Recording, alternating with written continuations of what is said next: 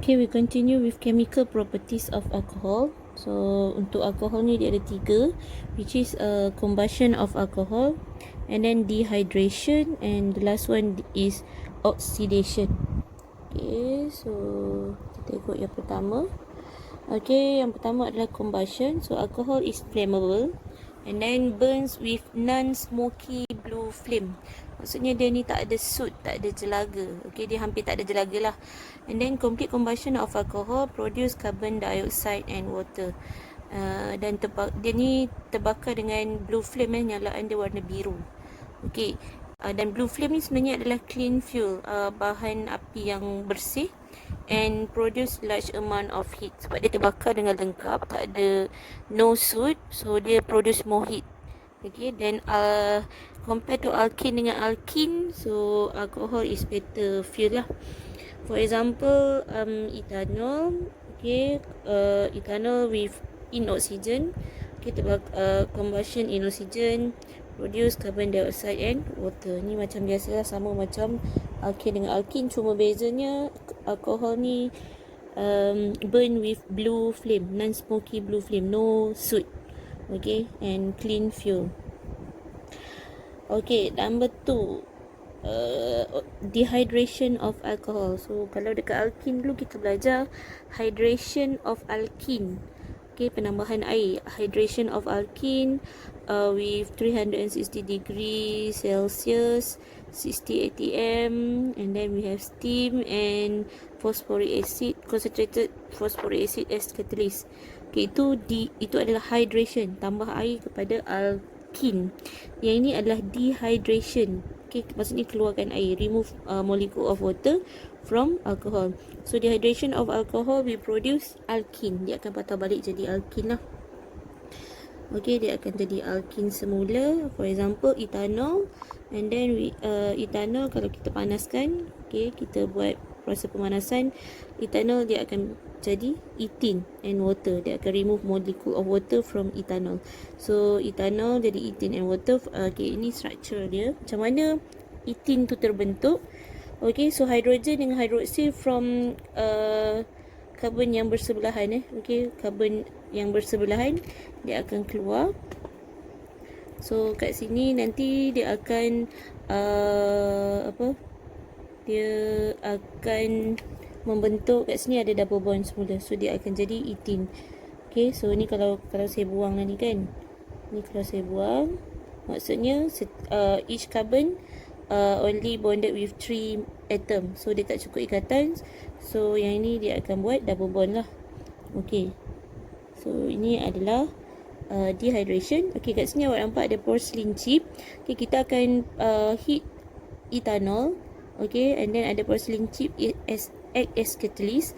Okay, selain daripada porcelain chip, kita boleh ganti dengan aluminium oxide or hot alumina, or concentrated of sulfuric acid at 180 degrees Celsius, or concentrated of phosphoric acid at 180 degrees Celsius. Okay, as catalyst. Tapi biasa kita akan guna porcelain chip. Okay, so macam mana dia punya eksperimen, kejap lagi saya terang. Okay, so this is the setup of apparatus for dehydration of alcohol. Okay, saja je nak tunjuk muka sikit. Okay, saya tutup lah. Okay, so kat sini procedure. Okay, some glass wool. Glass wool ni dia sebenarnya adalah glass, tapi dia halus macam wool, macam cotton wool tu. Okay, so bahaya, tak boleh pegang dengan tangan, so kita biasa pakai forceps lah. Okay, so dia kata kat sini, some glass wool is placed in a boiling tube. Okay, hujung ni sebenarnya ada glass wool, ni glass wool. Okay, 2 cm cube of ethanol is poured into a boiling tube to soak the glass wool. Okay, kita akan masukkan ethanol untuk basahkan glass wool tadi. So sebab ethanol ni dia dalam bentuk solution kan, jadi kalau kita nak buat boiling tube tu dalam bentuk dalam keadaan yang mendatar macam tu, dia akan mengalir. Jadi kita akan larutkan, kita akan soak dia dengan menggunakan glass wool. Okay, so some porcelain chip are placed in the middle of section of boiling tube as shown as in the diagram. So dia akan letak ni adalah porcelain chip. Porcelain chip ni kalau tak boleh nak bayangkan, awak bayangkan mangkuk kaca. Yang mangkuk, kalau mangkuk kaca yang macam mana nak cakap, porcelain, okay, mangkuk porcelain, okay, awak pecahkan. So kita ambil itulah sebagai porcelain chip. Okay, so porcelain chip kat sini. And then the porcelain chip are heated strongly, and then the glass wool then heated gently so that ethanol vaporize and the vapor is passed through the heated porcelain chip. So kita akan panaskan porcelain chip dulu. Kita panaskan porcelain chips dengan kuat. Kat sini dia kata heat strongly and then heat gently. Dekat glass wool ni kita heat gently je, sikit je, hangatkan sedikit. Sebab apa dekat sini kita hangatkan, kita heat gently? Because alcohol is flammable, so dia akan mudah terbakar. So bahaya kat situ, so kita panaskan dengan kuat dekat porcelain chip. Okay, heat strongly. The porcelain chip are heated strongly. The glass wool then heat gently so that the ethanol vaporize and vapor pass through the heated porcelain chip. So nanti ethanol ni akan vaporize, dia akan menjadi wap, dia akan pass through the porcelain chip, the hot porcelain chip. So ethanol dia akan lalu sini, nanti akan hasilnya akan keluarlah kat sini. So kalau sini ethanol, dia akan keluar kat sini, dia punya produk, and then produk dia akan mengalir melalui delivery tube. So the gas release is collected into test tube test tube as shown as the diagram. Kita akan kumpulkan dalam test tube. So gas ni sebenarnya adalah ethene gas ethanol. Okay, so kenapa kita collect into test tube? Kita nak uji dia kat sini. Ada dua ujian. Okay, the first one, a few drop of bromine water are added in the first test tube and then the mixture is shaken. Kita nak uji kehadiran ethene kat situ dengan air bromin. Okay, the second one, few drop of acidified potassium manganate 7 solution are added into the second test tube. Point dua bahan ni sebenarnya adalah bahan untuk menentukan kehadiran karbon-karbon double bond in alkene. Okay, so this is the procedure. Kita tengok dia punya observation. Okay, so the first observation, a colourless gas collected in the test tube. So colourless gas collected into test tube. So apa dia punya inference dia adalah dehydration of ethanol produce unsaturated hydrocarbon, which is ethene. Okay, so ini observation, ni adalah inference dia. Okay, and then the gas change the brown color of bromine water to colorless, and the gas change the purple color of acidified potassium manganate to colorless. Okay, dua ujian ni yang menunjukkan kehadiran siapa? Carbon-carbon double bond, which is unsaturated hydrocarbon, and this is alkene, which is ethene. Okay, ethene. Okay, and then conclusion, when ethanol vapor is passed through the heated porcelain chip, dehydration of ethanol occur. Dia akan keluarkan, remove molecule of water. Okay, remove molecule of water. In the dehydration of ethanol, a water molecule is removed from each ethanol molecule. Macam saya dah lukis tadi lah.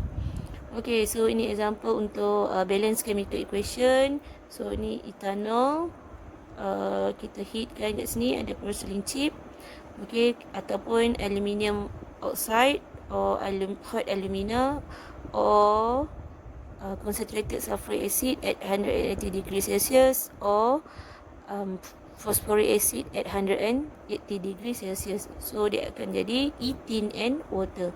So dehydration of ethanol produce ethene. Ethene is an unsaturated hydrocarbon that contain carbon-carbon double bond. Ini yang kita uji guna bromine water dengan potassium manganate 7 tadi. Okay, kemudian when ethene is added with bromine water, acidified potassium manganate, addition reaction occur. Okay, addition reaction occur. Ini nak balas penambahan pada ethene. Okay, kita tengok balik alkene dululah. Okay, ethene decolorize brown color bromine water and decolorize purple color of acidified potassium manganate. Dia akan menyahwarnakan warna perang air bromin dan menyahwarnakan warna ungu kalium manganate 7 berasid.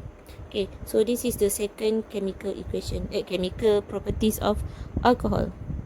Okay, look at the third one. Okay, the third chemical properties is oxidation. So oxidation of alcohol will produce carboxylic acid. Ni homologous series yang terbaru. Okay, fourth homologous series yang kita akan belajar nanti, carboxylic acid.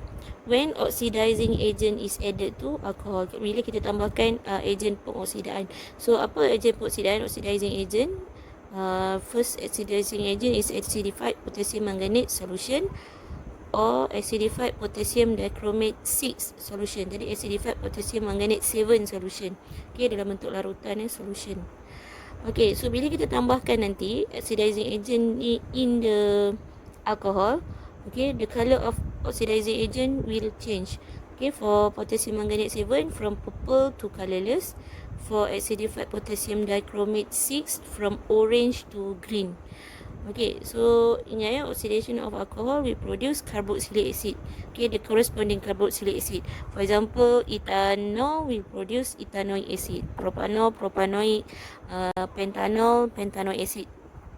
Okay, example ethanol. So ethanol CH3 CH2OH ataupun ni sebenarnya C2H5OH. Okay, ini adalah untuk oxidizing agent. Biasa kita letak dia macam ni je, 2O. Okay, and then become ethanoic acid. Okay, ni adalah ethanoic acid. So apa yang berlaku sebenarnya pada structure dia? So ini adalah structure of ethanol. Okay, molecular structure. So CH3 CHHOH. Okay, H 2H pada satu karbon yang sama akan keluar. Okay, 2H pada satu karbon yang sama akan keluar. So dia akan maksudnya karbon ni akan kekurangan 2 ikatan. So oksigen akan masuk, datang daripada mana? Daripada oxidizing agent. So dia akan ganti tempat yang hidrogen yang tak ada tadi, dia terus buat double bond kat sini. So dia jadi double bond O. Okay, dia akan jadi double bond O. Double bond O, and then ada OH kat sini, OH lah. So this is the functional group for carboxylic acid. We call as carboxyl group.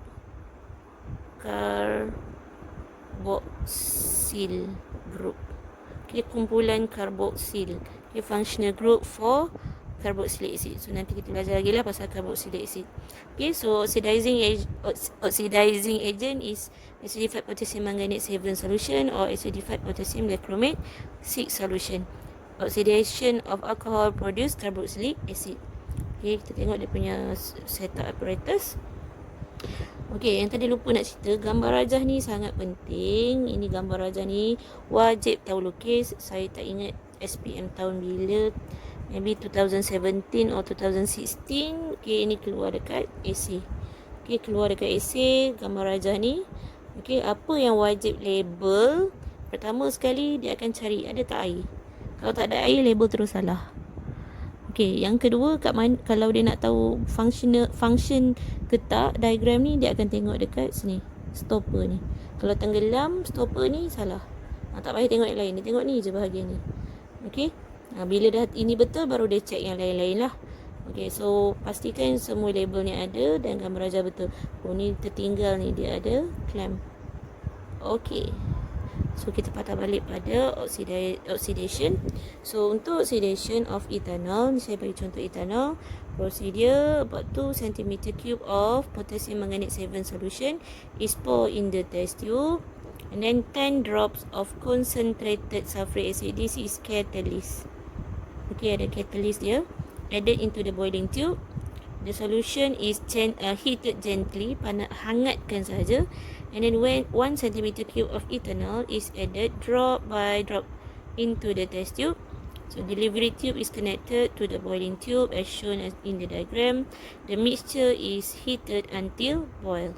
Ya, akan kita panaskan. So dekat sini nanti kita akan nampak warna, okay, warna oxidizing agent tu akan berubah, dia akan change. Okay, kalau kat sini potassium manganate 7 from purple to colorless. Kalau kita guna kat sini acidified potassium dichromate, kita akan nampak daripada orange to green. Okay, the distillate is collected. Okay, ni kita sebenarnya kita buat hasil sulingan. Okay, ni kita panggil distillate lah. Okay, the distillate is collected in a test tube and tested with blue litmus paper. So kat sini nanti kalau kita uji dengan blue litmus paper, dia akan turn to red. And the step 1 until 6 is repeated by replacing potassium manganate 7 to potassium dichromate 6. Okay, kita tengok dia punya discussion. Alright. Observation. First observation, the purple color acidified potassium manganate turns colorless.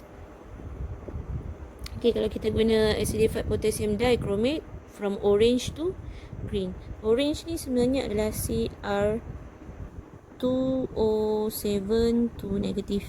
Green ni sebenarnya CR3 positif. Okay, purple sebenarnya adalah MnO4 negatif. Colorless ni sebenarnya adalah Mn2 positif. Okay, dia berubah bila ada perubahan pada oksigen dekat dalam oxidizing agent tu yang dia akan ubah warna sebenarnya. Nanti kita tengok ini dekat tajuk redox. Okay, jangan risau, ada benda ni dekat redox. Okay, and then the distillate smell like vinegar. Vinegar cuka, berbau seperti cuka, ataupun kita cakap pungent odor. Pungent. Okay, untuk kalau hari tu kita belajar alkohol, sharp smell. Kalau carboxylic acid, pungent. Okay, tapi kalau dia ethanoic, kita boleh kata vinegar. Tapi kalau propanoic, jangan tulis smell like vinegar pula, sebab vinegar ni adalah cuka, ethanoic. Okay, so the distillate turn blue litmus paper to red. So means the hasil sulingan the distillate tu sebenarnya adalah acid. So ini inference, the oxidation of ethanol produce acid. Conclusion, oxidation of ethanol with oxidizing agents such as acidified potassium manganate 7 solution or acidified potassium dichromate 6 solution produce ethanoic acid. So this is the balanced chemical equation. So okay, ada 3 chemical properties of alcohol. Okay, itu saja.